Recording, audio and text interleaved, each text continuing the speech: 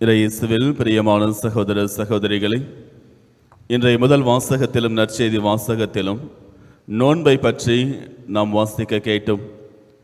முதல் வாசகத்திலே கடவுள் சொல்லுகின்றார் மக்களை பார்த்து, நாங்கள் உண்ணா நோன்பிருந்த பொழுது நீர் எங்களை நோக்காதது ஏன் என்று மக்கள் கடவுளை பார்த்து கேட்பதாகவும், அதே நேரத்தில் நாங்கள் எங்களையே தாழ்த்தி கொண்ட போது நீர் எங்களை கவனியாதது ஏன் என்றும் கேட்கின்றார்கள். கடவுளே, நாங்கள் உண்ணா நோன்பிருந்தும் இடத்தில் ஜெபிக்கின்ற பொழுது ஏன் எங்களுடைய ஜெபங்களை நீர் கேட்கவில்லை? ஏன் எங்களுடைய துன்பங்களையும் துயரங்களையும் நீர் கவனிக்கவில்லை என்று கூக்குரலிட்டு கடவுளிடத்திலே கேட்கின்றார்கள். கடவுள் அவர்களை பார்த்து சொல்லுகின்றார், நான் விரும்புகின்ற நோன்பு எது?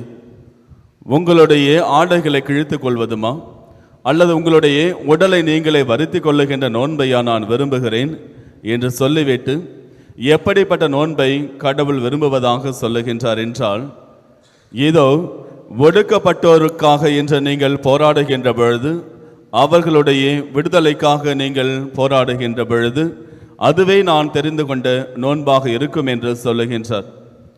பசித்தவர்களுக்கு உணவு கொடுப்பதையும், தாகமாய் இருக்கின்றவர்களுக்கு தண்ணீர் கொடுப்பதையும், ஆடை இல்லாமல் இருக்கின்றவர்களுக்கு உடுக்க ஆடை கொடுப்பதையும், அதே நேரத்திலே தங்குவதற்கு இடமில்லாமல் தவித்து கொண்டிருக்கின்றவர்களுக்கு தங்குவதற்கான இடத்தை கொடுப்பதையும் தான் அவர் விரும்புகின்ற நோன்பாக சொல்லுகின்றார்.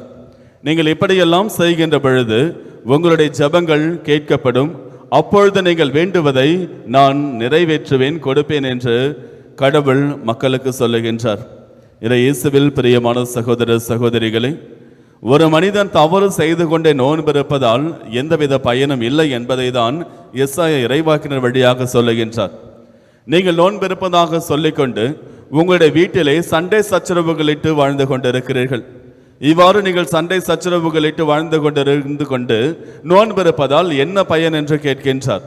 இதுவா நான் விரும்புவது என்றும் கேட்கின்றார். உடன் பிறந்த சகோதரர் சகோதரிகள் மற்றவர்களுக்கு அநியாயம் இழைப்பதும், பெற்றெடுத்த பிள்ளைகள் பெற்றோர்களுக்கு எதிராக அநியாயம் இழைப்பதும், தங்களிடத்தில் வேலை செய்து கொண்டிருக்கின்றவர்களை ஒருக்குவதும் அவர்களை நொறுக்குவதும், இப்படிப்பட்ட தேவையற்ற செயல்களில் ஈடுபட்டு கொண்டிருந்து கொண்டு அதே நேரத்தில் மற்றவர்களோடு தேவையற்ற வீண் பேச்சுகளிலும் வீண் வாக்குவாதங்களிலும் சண்டை சச்சரவுகளிலும் ஈடுபட்டு கொண்டு பிறகு நோன்பிருப்பதால் என்ன பயன்? இப்படிப்பட்ட நோன்பை நான் விரும்புவதில்லை, நான் அவர்களுடைய ஜெபங்களை கேட்கப் போவதில்லை என்று கடவுள் எச்சரிக்கை கொடுக்கின்றார். ஆனால் தூய்மையான உள்ளத்தோடு எவன் ஒருவன் நோன்பிருக்கின்றானோ, தன்னலம் நாடாது எவன் ஒருவன் உண்ணா நோன்பிருந்து ஜெபிக்கின்றானோ, அவருடைய ஜெபங்கள் கடவுளுடைய பார்வையிலே அதிக அளவிலே முக்கியத்துவம் வாய்ந்ததாக கருதப்படுகின்றது. நோன்பிருந்து தூய்மையான உள்ளத்தோடு ஜெபிக்கின்ற ஜெபங்களை இறைவன் உடனடியாக கேட்டு அருளுகின்றார். எனவே நோன்பிருப்பதற்கான அந்த முக்கியத்துவத்தை கடவுள் இந்த இடத்தில் விட்டுவிடவில்லை. மாறாக தூய்மையான உள்ளமும் தூய்மையான உள்ளத்தோடு நோன்பிருக்கின்ற பொழுதுதான் அந்த நோன்பிற்கு அதிக சக்தியும் ஆற்றலும் பெறுகின்றது, கிடைக்கின்றது என்பதை சொல்லுகின்றார். எஸ்ரா புத்தகத்திலே நாம் வாசிக்கின்றோம். எஸ்ரா சொல்லுகின்றார், நாங்கள் நோன்பிருந்து கடவுளிடத்திலே மன்றாடினோம், கடவுள் எங்களுடைய ஜெபங்களை கேட்டு எங்களுக்கு செவி சாய்த்தார் என்று சொல்லப்படுகின்றது. ஆண்டவர் இயேசு கிறிஸ்து இந்த நற்செய்தியிலே மணமகன் தங்களோடு இருக்கின்ற வரையில் விருந்தினர்கள் நோன்பிருக்க முடியுமா, துக்கம் கொண்டாட முடியுமா என்று சொன்னாலும் கூட, ஆண்டவர் இயேசு கிறிஸ்துவனுடைய பணி வாழ்வை தொடங்குவதற்கு முன்பாகவே அவர் 40 நாள் இரவும் பகலும் நோன்பிருந்து ஜெபித்தார். மத்தேயு நற்செய்தியிலே நாம் வாசிக்க கேட்கின்றோம். 4வது அதிகாரம் 2வது வசனத்திலே ஆண்டவர் இயேசு கிறிஸ்து 40 நாள் இரவும் பகலும் நோன்பிருந்து ஜெபித்தார். பிறகு சாத்தான் ஆண்டவர் இயேசுவிடத்திலே சோதிப்பதற்காக வருகின்றான். ஆண்டவர் இயேசு கிறிஸ்து எல்லா விதமான சோதனைகளையும் அவர் வெற்றி கொள்ளுகின்றார். காரணம், உண்ணா நோன்பிருந்து ஜெபித்ததால் தன்னிடத்தில் தன்னை சோதிக்க வந்த சாத்தானை அகற்றி விரட்டுகின்றார்.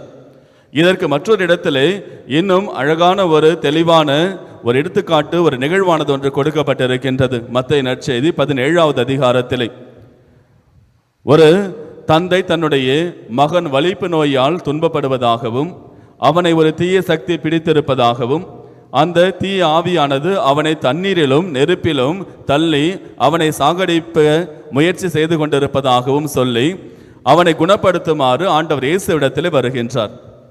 பிறகு சொல்லுகின்றார், என்னுடைய மகனை நான் உம்முடைய சீடர்களிடத்திலே அழைத்து வந்தேன், அவர்களால் அவனை குணப்படுத்த முடியவில்லை, எனவே நீர்தான் குணப்படுத்த வேண்டும் என்று ஆண்டவர் இயேசு கிறிஸ்துவிடத்திலே அந்த தந்தையானவர் வேண்டுகின்றார்.